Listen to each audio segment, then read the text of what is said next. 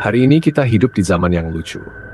Zaman ketika orang-orang ingin kaya tapi malas berpikir. Ingin berhasil tapi takut bekerja. Ingin hidup mewah tapi tidak mau memahami sebab-sebab yang membuat kemewahan itu mungkin. Manusia modern mengejar uang seolah itu Tuhan baru, tapi tidak pernah mengerti apa itu nilai, apa itu kerja, apa itu sebab. Dan dari ketidaktahuan itu lahirlah 3 penyakit besar: ilusi pasar, ilusi spiritual, dan ilusi kemenangan. Yang pertama, ilusi investasi cepat kaya.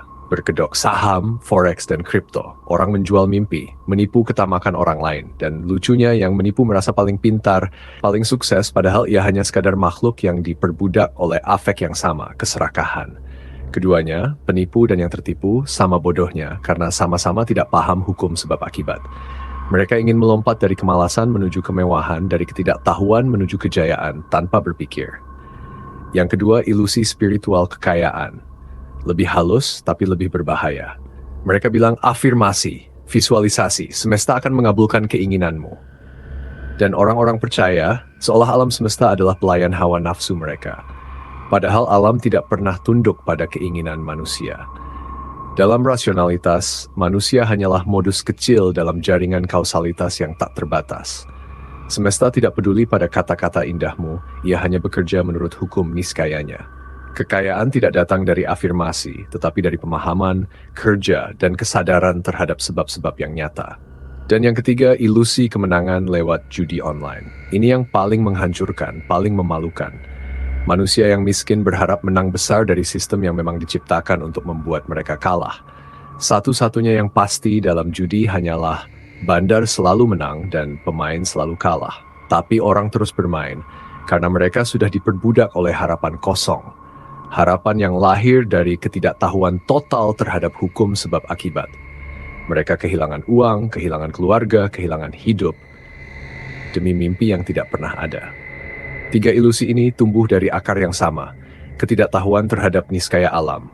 Mereka ingin akibat tanpa sebab, hasil tanpa proses, kemenangan tanpa pengetahuan. Padahal dalam rasionalitas itu mustahil.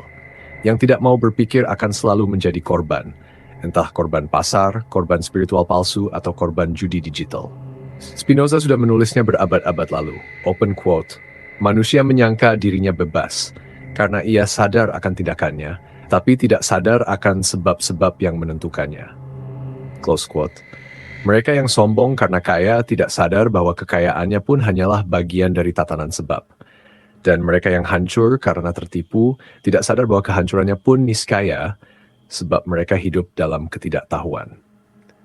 Kita tidak perlu membenci mereka. Kita cukup memahami mereka supaya kita tidak menjadi seperti mereka. Karena kebebasan sejati bukanlah memiliki segalanya, tetapi tidak lagi diperbudak oleh ilusi apapun.